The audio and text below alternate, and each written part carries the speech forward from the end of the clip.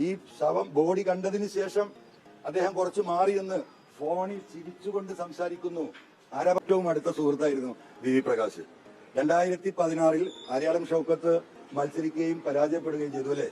2021 DCC president ആയിരുന്ന എന്റെ college mate ആയിട്ടുള്ള എന്റെ സുഹൃത്തായിട്ടുള്ള VD സതീശനായിരുന്നു, വി പ്രകാശ് ആയിരുന്നു മത്സരിച്ചിരുന്നത്.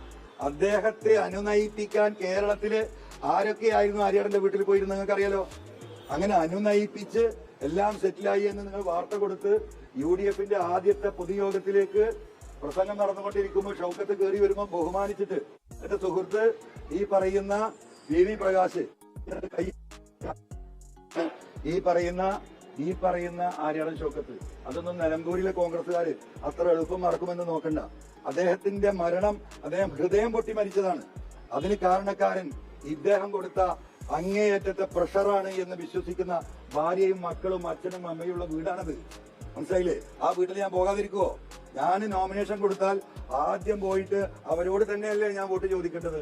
ഞാനന്ന് ആഫ്രിക്കയിലെ തെരഞ്ഞെടുപ്പിന്റെ റിസൾട്ടിന്റെ തലേ ദിവസമാണ്. ആഫ്രിക്കയിൽ നിന്ന് ഇവിടെ എത്തണമെങ്കിൽ 36 മണിക്കൂറാണ് വിമാനത്തിൽ ഇരിക്കണം. ആ വിമാനം ഇറങ്ങി 1.5 ദിവസം ഉറക്കൊഴിച്ച് എയർപോർട്ടിൽ നിന്നും ഞാൻ ആ ഇട്ട ഡ്രസ്സിലാണ് ആ വീട്ടിലേക്ക് പോയത്. അപ്പൊ അദ്ദേഹത്തിന്റെ ഒരു ബന്ധു എന്നോട് എന്താ പറഞ്ഞറിയോ? ഇദ്ദേഹം മരിച്ച ദിവസം രാത്രി 1:30 മണിക്കാണ് വിവരം കിട്ടിയിട്ട് മഞ്ചേരി മലബാർ ഹോസ്പിറ്റലിൽ ഇദ്ദേഹം വരുന്നത്. ഈ ശവം ബോഡി കണ്ടതിന് ശേഷം അദ്ദേഹം കുറച്ച് മാറി നിന്ന് ഫോണിൽ ചിരിച്ചുകൊണ്ട് സംസാരിക്കുന്നു. ആരാ പറഞ്ഞത്? ഇദ്ദേഹത്തിന്റെ ഉറ്റ ബന്ധു, ഒരേ രക്തം, ഫോണിൽ സംസാരിക്കുന്നു.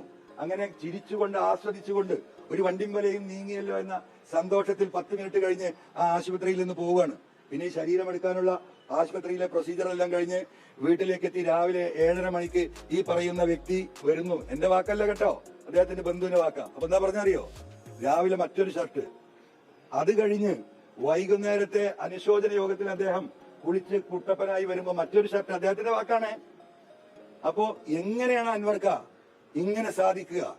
അദ്ദേഹം ആസ്വദിക്കല്ലേ, ഏട്ടനെ ഞങ്ങളെയും കൊന്നതല്ലേ എന്ന് വിശ്വസിക്കുന്നു ആ കുടുംബം.